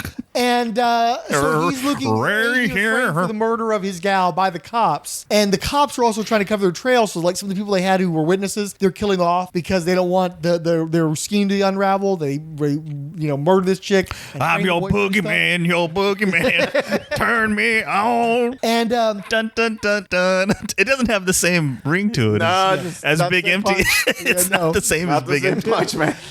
What I will say is that the second movie is pretty well directed, and my understanding is that Miramax and Weinstein specifically butchered that shit. Like they had a more sophisticated story, and they were trying to do more different things. But the Weinsteins basically went in there and hacked out all the original shit and made it as much of a carbon copy of the first movie as possible. Sounds about right. Yeah, and so, but it visually The tried and true Hollywood model you just described. Visually, it's still a pretty striking movie. It's actually a pretty good looking movie for the most part, and they do some interesting stuff in it. It's just that the story itself is corny, and the ending is terrible, and there's a lot of people who are miscast in that movie. The third movie, the directing is fairly incompetent. Like it's you can tell how cheap it is. And the thing that drove me the most nuts is that they're trying to do kind of a David Fincher thing. So the Fred Ward character has like bars on his arms that he's implanted and shit, and he does like taxidermy and shit. And like they have him doing shit to the crow during the opening credits, and they keep having like he's doing taxidermy on a crow that's bleeding and it's forming a pool of blood. So automatically, like, wouldn't the first thing you'd be doing is to exsanguine this thing? But also it keeps repeating. So the blood pulls out, and then you look at something else and you go back and there's the crow, and then it bleeds again, and then you look at something else and you go back and the blood, it bleeds again. And it's just like, what the fuck are you doing, dude? You're just repeating the same shit over and over again. This isn't working. It's not even a situation where it bleeds a little bit and you cut away and you come back and it bleeds a little bit more, like it's expanding. No, like it shows you the full bleed thing, and then it comes back and does it again. And sometimes, I think if I remember correctly, they actually like remember they're trying to show you that it's immortal. No, it's just it was incompetent, and the lighting sucks, and it looks like fucking TV show for most of it. But the story's kind of interesting. I really like Eric Mabius's performance as that version of the Crow, because he's definitely not doing Brandon Lee. One of the problems with the Vincent Perez one is he's trying to do Brandon Lee, and he doesn't have the charisma to do it. With Mabius, he's doing him like a bird-like. Like he's kind of weird and kind of awkward, and he's a little bit like Michael Myers. He's doing kind of like bird shit with his head and stuff. And like the person he keeps connecting to is the sister of the person that he was in love with, and there's no romantic thing going on with the sister. It's just they both want to find out who killed the person they both loved. Does she have to chew food up and spit it in his mouth? No, but she does at one point have her mouth stitched shut by the Fred Ward character, which is a little weird. Does she put down paper for him to poop on? Just to change its cage. So I actually think that Salvation is better than City of Angels. Ultimately, it's not. He can't stop defacing statues all over this. But like you have all these corrupt cops, and he's killing all these corrupt cops, and it's very Matrix, where you're like, oh, they're going after the bad cops. Well, I'm in favor of that. Killed all those bad cops, why don't you? So I actually kind of like Salvation. It's still nowhere near as good as the first movie, but of the sequels, I think it's probably the best. I give you points for watching it. I mean, that's fucking some balls. Do you know what the initial plan for that movie was? Please tell. Allow me to read this excerpt. Okay.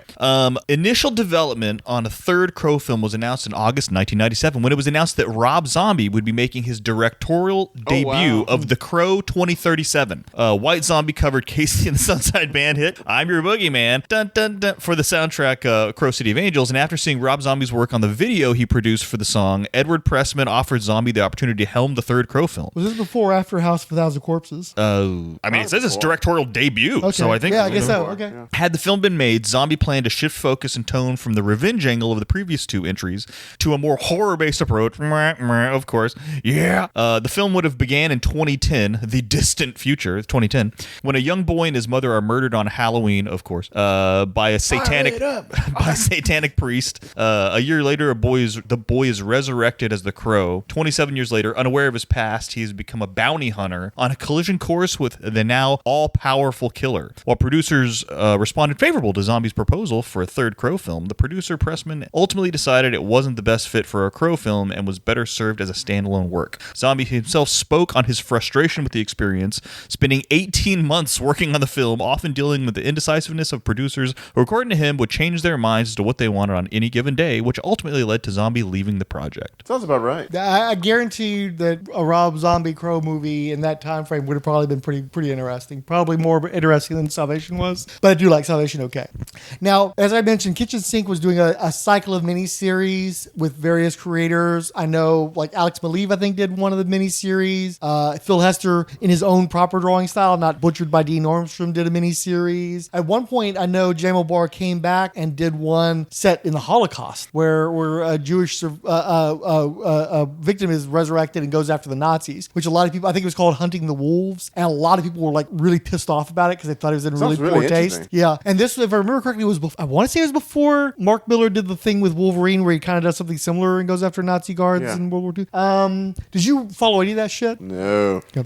And I think a lot of those covers were done by Jim O'Barr. Like that was one of the ways he stayed in the mix on the Crow stuff, was by painting the covers. But I think they also got guys like maybe maybe Ashley Wood might have done some of those covers and such. I had some of those in my first comic shop, and the second shop, I think that the co-owner, the manager, I think that she was probably a fan of the Crow, and so she would stock that shit for the shelves. That shit did not sell on the fucking shelves, and so we ended up with a bunch of those left over. And what I would do is we had our quarter bins, and of course I didn't want kids getting mature readers Crow comic books, so I'd price them at 75 cents, which was between the combination of the covers being dark and mature and the price being that where a kid would have to spend $0.75 where they could just get quarter stuff. I really didn't have to worry about kids trying to buy the Crow, and it'd be adult people would buy it just because of it would be appealing to them to get this $3 comic for 75 cents. But that's the main thing I remember, is that those things were dusty on the shelves, and I sold a bunch of them for 75 cents in my quarter bins. But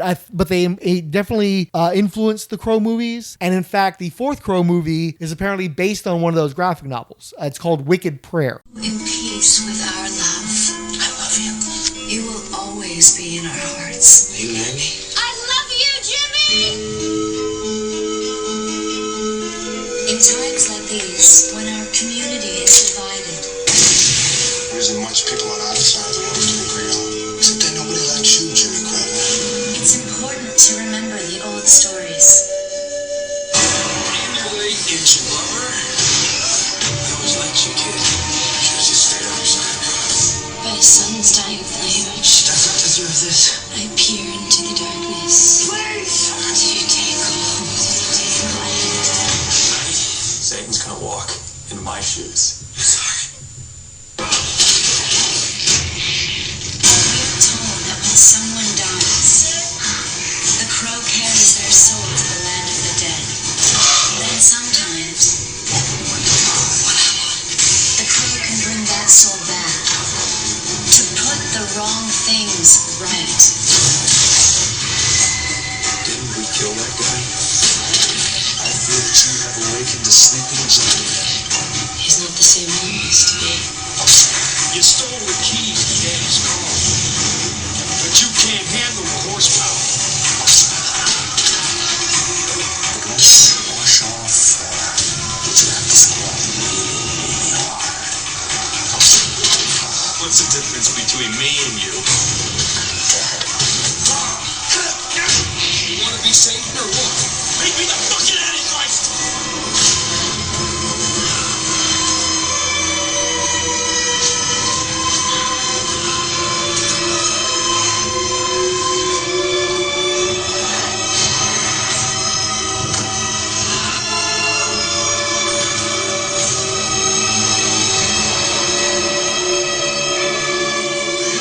The crow has strength, not hatred or anger. His strength is love. And I'm assuming Wicked Prayer is the installment with our friend Edward Furlong. John Connor himself. That's correct. Who we could also... Let's get Courtney Love and Edward Furlong on the podcast. They might be doable. So you kept bringing up the Eddie Furlong. Tell us why you want to talk about Wicked Prayer. I just knew he was in it, dude. I've never seen the fucking movie. I might have seen a post. You know who's also in it? Tara Reid is in it. Really? Edward Furlong and Tara Reid are in it. I think if I remember correctly, I think I might have seen like a Mojo video or some shit like that on YouTube. Watch Mojo or maybe Joe Blow more likely. Joe Blow does a lot of and those. it came out and I thought it was a what do they call those movies? Parody movie. And I remember seeing him. He was chubby at the time, right? No, he was normal. Oh, I remember seeing it and thinking Tito Ortiz, the MMA fighter, was in it. I remember thinking, oh, this must be like one of those fucking those scary movie like parody type comedy movies, and thinking, oh, that's really shitty, and that's all I know about it. Yeah. So it opens up. It's in Arizona. You watched it? I watched it. Yeah, on fucking Pluto. Can I name more people who are in it first? Please don't, because I'm going to get to that too. All right. We'll make sure if you miss anybody. So I'll get on your. You're opening it up, and it's this was 2005. 2005. Yeah, it was released in 2005. I think it sat on a shelf for a while before it finally got released on video. Sounds about right. What's it called? Wicked Prayer. And so it starts out where you're on reservation land, and they've been doing toxic mining, and it's apparently a mix of people who've been doing this toxic mining, and the Native Americans are going to build a casino on the land where the mining was taking place. Now, this is a desert in Arizona. You can put your fucking casino wherever you want to, but for whatever reason, they want to put it on their land where the toxic mining was being done. And there's already an ongoing conflict between the white people in the town and the Native American people. And a big part of it is over whether or not they're going to continue the mining. Now, correct me if I'm wrong. Neither Tara Reid nor Edward Furlong are Native American, correct? Oh, we're going to dive into that. Yes. Okay. So are they as Native American as Johnny Depp was? And okay, keep going. Yeah, we're going to get there. Oh, it's so much worse than you think. So at the protest, because there's protesters for both sides. There are the people who want to keep the mine open and people who want to get the casino set up. So you got these villains called the Four Horsemen, and they get introductions like it was Lock, Stock, and Two Smoking Barrels or something, where they'll stop the film, go to black and white, have text on the screen. One's war, one's pestilence. They're the literal Four Horsemen, right? One of them is fucking Marcus Chong, and this would have been after he'd fucking priced himself out of the Matrix sequels. He is fucking terrible in this movie. He's decided he's going to be maniacal and play it like really, really big, and his character is super annoying and just terrible. Then you have the MMA fighter guy, and Tito Ortiz, yeah. Then they have an Asian dude who was the guy who was the villain in Karate Kid 2. Yuji Okamoto, yeah. And he's got a cancer from the mining, but he's still fighting to keep the mine open. And who was also in Real Genius. Oh yeah, apparently. Okay. So these guys get together and they go first. They're killing all kinds of people and setting fires in this toxic dump, and then they go to a work crew of inmates, and they break out their satanic priest gang leader, Death himself, David Boreanaz from Angel and Buffy the Vampire Slayer. Yeah, so he's the devil character, right? And he's also rescued by his gal pal Tara Reid, who is the voodoo witch chick, right? Who does tarot and all this bullshit. Well, sorry, his name is Crash, and her name is Byrne, like John Byrne. So they're Crash and Byrne. So not only do you have the Four Horsemen bit, oh, I get it. Crash and Byrne, yeah.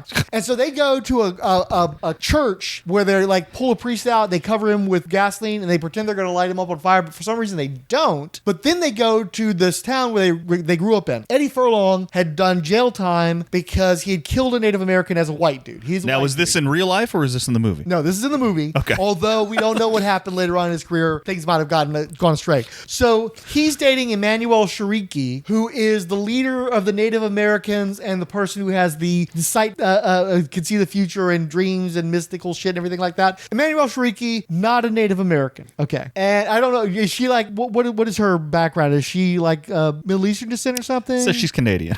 I know so she's Canadian. Don't Okay. know. So anyway, so she's the leader of and she's in love with the Eddie Furlong character, and it's actually the Native American dude was like going to rape her at a party, even though it's weird because like there are people all around. She's the daughter of a Moroccan Jewish. There we go, parents. Moroccan Jewish. So she's playing the Native American leader, and she was going to get raped by this Native American dude, and Eddie Furlong was like really angry dude, and he like punched the guy too many times, and he dies, and so he does jail time, and then he's on probation, and then when the night he's supposed to go off probation, he's going to go get Emmanuel Shariki, Native American, and they're going to run off together. But the Native Americans also hate him and don't want him to go off with their gal, and so there's static there. But particularly her father, the priest, Machete. Oh shit. Machete, the Native American Danny Trejo. priest. Danny Trejo. And so David Boreanaz's satanic, multiracial, multicultural band capture Shariki and Edward Furlong, tie them up in the place where she works, cut out her eyes, turn them to ash, and then he murders the Eddie Furlong character, who he was like friends with at some point, and like trained him how to fight and all this other kind of bullshit. And I guess he was just like collateral damage. And for some reason, these two particular people, it allows Tara Reid's character to gain the clairvoyance and the mystical vision powers from Shariki's character, and then it makes David Boreanaz the Antichrist. And so then they go and they find Dennis Hopper, who has like some Necronomicon bullshit and was also the pimp that used to hoe out Tara Reid's character, and he's going to have to do the ritual that's going to allow them to turn David Boreanaz into the Antichrist permanently and also lock in the vision powers. And on top of this, they also have to murder a virgin. And so, of course, they get the guy who was driving the hearse that was carrying the Emmanuel Shariki character, who was apparently a Native American, even though he's clearly African American. And even though this guy's like in his 30s, somehow he's the virgin. I've just been saving myself for somebody special. It's a laugh point that they virgin ritual sacrifice his ass for the to unleash the Antichrist. And then they end up killing Hopper's character, Dennis Hopper's character. By the way, Dennis Hopper's character calls people shoddy and talks about hoes and is doing all this kind of weird bullshit. And also he's like running around with a cane. I guess he's supposed to be a pimp,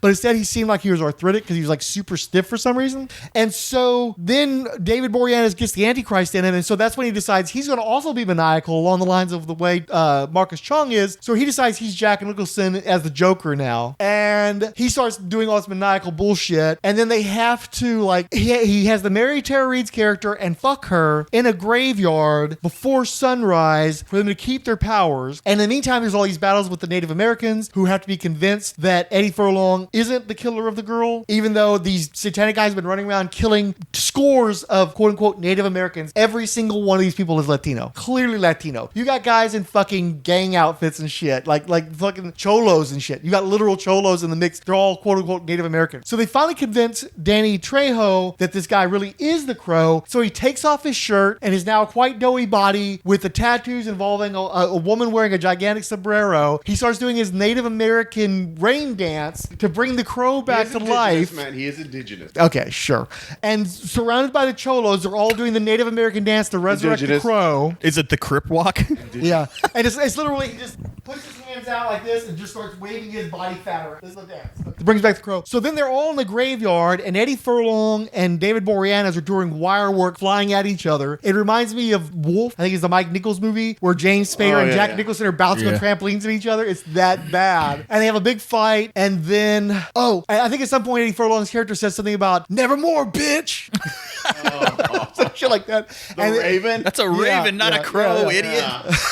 Oh my God. So in the end, they managed to prevent David Boreanaz from fucking Tara Reid, and he dies. And also they like burn him and do some other weird, cut his throat and shit. And then Tara Reid starts bleeding from her eyes, and she gets arrested by the Native American people while like doing a Catholic prayer for her soul, since she feels like she's corrupted and shit. And then the Eddie Furlong character dies. And also there's shit involved. It's fucking gonzo, and it's so bad in ways that I just didn't expect it to be bad. That I'm not gonna say it's the worst, because at least it's interesting in a way that the second movie isn't, but it's very, very bad. Did any of you guys see the remake? What do you mean? Like the new one that came out like a couple years ago? The one with Pennywise? I think I've watched like maybe 20 minutes of it. Yeah. I heard it was like unwatchable, but Well, that could be people who were, scorned by past Crows. Sure. Well, also, like, Danny Houston is the main villain, and they released like 5 minutes of action sequence online before the movie came out to try to hype it up. And it's, which Skarsgård is it? The youngest one. Yeah, but what's his actual name? Pennywise Skarsgård. So he's running around with his fucking horrible Diantwerp fucking ninja haircut and shit. And he's going out to an opera, and he's apparently like fighting mobsters, and he's killing all these mobsters left and right. And then he has this big battle with Danny Houston, who's like the guy who's always the villain in shitty Hollywood movies. He was the main Nazi in Wonder Woman. He was the main vampire in 30 Days of Night. You all know who Danny Houston is. Bill Skarsgård, thank you. And yeah, it just looked like it completely missed the point, and just in no way felt like it was the appropriate people for a Crow guy to be fighting. Plus, I understand like they were both apparently junkies, and they were in the same rehab clinic, and then they escaped from the rehab clinic, but she owes money to drug dealers, and then they murder her, and then he's getting revenge for the murder of the chick who got killed by the drug dealers, who he'd met like a day or two earlier and escaped the rehab clinic from. But he has such an enduring love for her that he's coming back from the dead to avenge her murder, and just like, it all sounds very terrible. Did you see it or not? I did not see it. Okay. Yeah, I heard it was like really bad, and it made like, I think like if you look at the Rotten Tomatoes score, I think it's higher than Salvation and that stuff, but it's not saying much. Well, just Wicked Prayer, I think, is one of the rare Rotten Tomatoes zeros. Like it might be at 0%. Really? Yeah. And then one of the people now I want to watch it. I want to watch it. Yeah, I watched a few YouTube videos to see like rankings, and they did. One of the guys ranked the remake second place, and he said there was still a huge gap in quality from that one and the original, but he said it was better than the other sequel. I'm dubious because nothing about that. Like they had far more resources. Like these movies were made for fucking shit. Every single fucking Crow movie was made for fucking pits. So you can just look at the screen. First one was. Huh? The first one was. The first one was like 8 to 10 million, I think. It It was not an expensive movie. Yeah, that's what I'm saying. Like you would when Ernie Hudson them, is your big expense. You know, it's not an expensive movie. But you would think they would have taken that lesson of like make less into more. That's what they did. They kept making cheap ass movies with people who were either about to become famous or were famous for TV shit and were trying to do movie shit. Mm-hmm. And so they had all these movies have casts that are punching above their weight for the most part. It's just a lot of times they're deeply miscast, just like terrifically miscast. And again, you have a movie set on a reservation involving Native Americans and not a single Native American among them. Indigenous people. They're all Latinos. Indigenous people. Mostly Cholos. Indigenous people. Including Machete. Indigenous person. Oh, apparently director Alex Proyas. He did the first one. And actress Rochelle Davis, who played Sarah, both refused to see the reboot out of respect for Brandon Lee's legacy. Mm-hmm. And apparently they're wrong.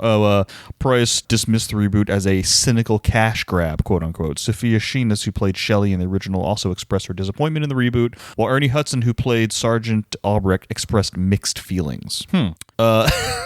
The Golden Raspberry Awards in 2025, it was nominated for the Worst Remake, Ripoff, or Sequel award. It was nominated, did not win. Who did? Did it say who did? No, but I can look in a second. And then Worst Supporting Actress was FKA Twigs. She was nominated, did not win. Like I said, I have the movie. I think I picked it up for like change. Like I got a bundle of cheap Blu-rays, and it just happened to be in there. I have not watched it. I think, like I said, I've watched. Oh, I don't think they've done these yet. Oh, okay. Because So I see only 2024. The winner for 2024 was Joker. Folie et Dieu. But I watched the beginning where like he meets the girl and they're like fucking a lot in bed. Yeah. And then I was just kind of like, wasn't feeling it. Just left there. So having watched all these fucking Crow movies, a murder of crows. They weren't the murder soundtrack. That's the murder podcast. This episode is what this is called. A Murder of Crows podcast. A Murder of that Crow. Yeah. Having reread the comic and watched all these movies, I'm not mad at watching any of the movies. They're really not that bad. They're not good. So okay, we're missing something. No, be first. We're missing the Crow animated movie. The fuck? That's what we're missing. We need that next. No, you're saying we're missing a Crow anime. Yeah, there definitely needs to be an anime edgy animation style for sure. Okay, but one of the reviews of the last movie, maybe this is a to be continued podcast, said that if you're actually like a fan of the comics, you just like comic book movies, you'd actually come out kind of maybe enjoying this one. Okay, I don't know. We'll see. I don't know. Going back and watching the first movie, or just having it fresh in memory while watching the other ones, I really didn't respect enough of what they managed to pull off that movie. Again, they lost their star without the movie being fully completed, and the tone is so consistent and so good, and I like the gothic quality of it. Obviously, it owed a lot to Tim Burton's Batman movies, but definitely does its own thing, has its own vibe. Extraordinary soundtrack, really good performances. Like the people who are playing, even though they're wacky comic booky gang members, they're good at playing wacky comic booky gang members. I won't lie. One of my favorite lines is, "How do you feel? A little bitty worm on a really big fucking hook." Yeah. That line always stuck in my head. With my gal, when she was watching it, I think she especially enjoyed all of his lines and his line deliveries. I feel like Scud, I think it was Scud. Yeah, that sounds right. And I think he was maybe borrowing from Dustin Hoffman and Dick Tracy, and maybe also Benicio del Toro didn't do Usual Suspects for a couple of years after that. Maybe he was inspired by that character, but that was a good performance, and it's an entertaining movie, and it's really well shot, and it's tight. It's tight. It's short. Right? For some reason I'm blanking on her name, but the Asian chick in the first movie is still really hot. And yeah, it's just like everything kind of works. My gal liked Michael Wincott. I think she was kind of crushing on him more. We forgot Tony Todd's in the movie. Tony Todd is in the movie. Yeah. R.I.P. Candyman. Well, and what was interesting is we had just watched the last Final Destination, Bloodlines, and of course it's worth watching. Okay. It's worth watching, especially the opening sequence, even though it's very heavily CGI, but it's like a really grand scale, especially for a Final Destination movie, and so it really sets things off. And they found an angle with that one that makes it feel you're more invested in what's happening to these people based on how this works, because basically Bloodlines ties in all the other movies together and raises the stakes. The Final Destination cinematic universe. Yeah. I mean, I'll watch it because I always did love the fact that if you watch the movie, movies, there's two movies that are linked.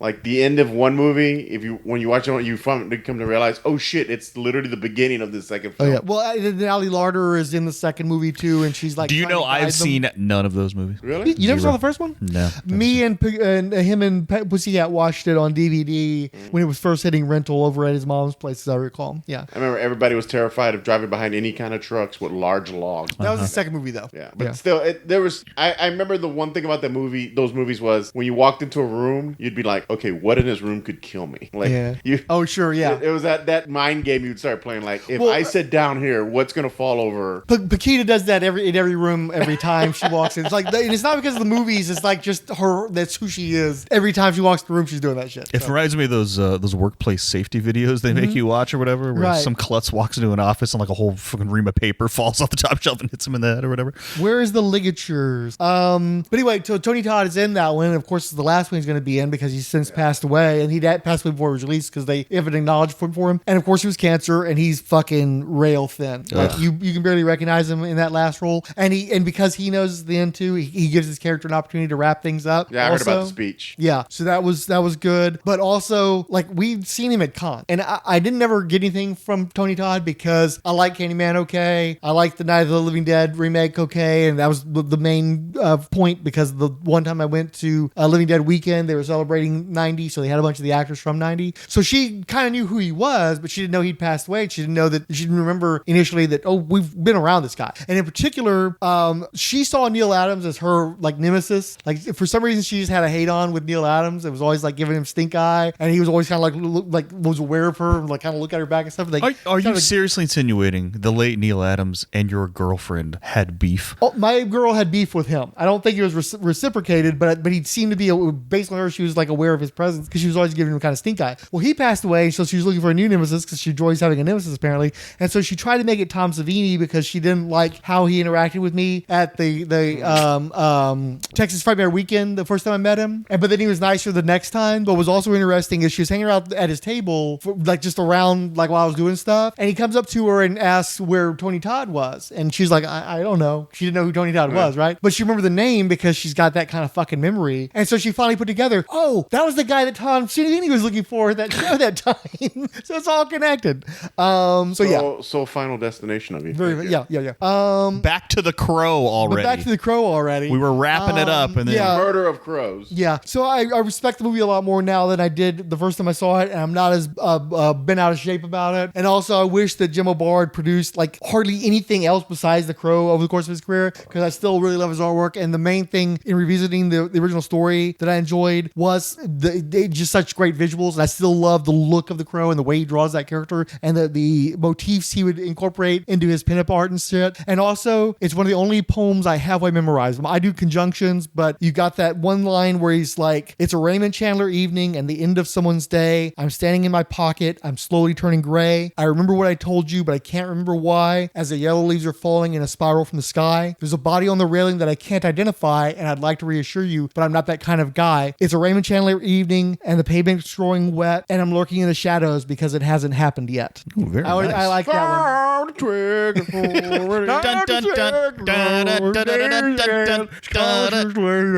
For some reason, I'm the Crow. I mean, I'm Cher. I'm Cher doing Do you believe in begging? Do you believe in life after love? Walking shoes won't they?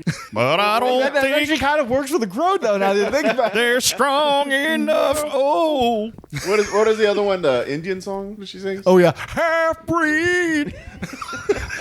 Don't build your casino on the toxic land. Cher is still the most famous person ever reply to me on Twitter. So putting that out there. Moment of accomplishment there. And mine is Lou Diamond Phillips. Oh, nice. I did not know this. Tell me this story. Oh, I asked Lou Diamond Phillips what he thought about escalating tension with North Korea. Mine was about that one Republican guy that was trying to act like he was a normal dude, but he was actually like a rabid anti-abortionist guy. Because she was like, hey, this guy seems like he's all right. I'm like, no, because of this. And she's like, oh, okay, I see what you're saying now. Yeah. Weird how that happens. Lou Diamond Phillips said, you mess with the bull, you get the horns.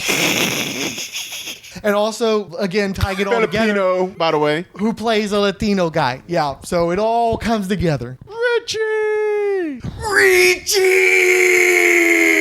Should I say that for the Bubba cast? Corrections. The United Paramount Network launched in January of 1995, so Moesha's fourth season ran parallel to The Crow, Stairway to Heaven. Also, there's a Moesha expanded universe, between its direct spin-off The Parkers, and its loose ties to Girlfriends and The Game, the latter the most successful at 9 seasons. John Kasich was the 2016 Republican nominee, Frank tweeted with Cher about.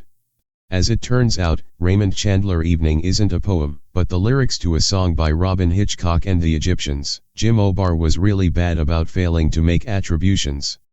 The Crow actually cost $23 million to make. They cheaped out on the second one at $13 million, so even as a bomb it nearly doubled its meager budget. The third one was $10 million, and there are no numbers on the fourth. At $50 million, the remake cost more than all the other movies combined, assuming Wicked Prayer was made for $4 million or less. Crow 2024 made less than half its budget, which means City of Angels did better box office 28 years earlier. Now who's a bomb? FOLD5 SGCBN 87282, Between the Pages blog, Billy Hines Comics Enabler, who added, "This ain't no goddamn way to start a partnership." 48 minutes of me and Frank waffling about comics. We had fun, you might. Chris Dunford, who added, "Oh." David Michael Nolan, Derek W.C., El Romero Mero, Guess, Irredeemable Shag, Jean Bernard Francois, JMT Productions, Julia Rahul, Keith G. Baker, King Dinosaur, Maxo, Richard Field, TNTM The Show, Tony Canepa, Tunes, and YQZNVCUS 5T8PU13. I'm your boogeyman, your boogeyman. Turn me on.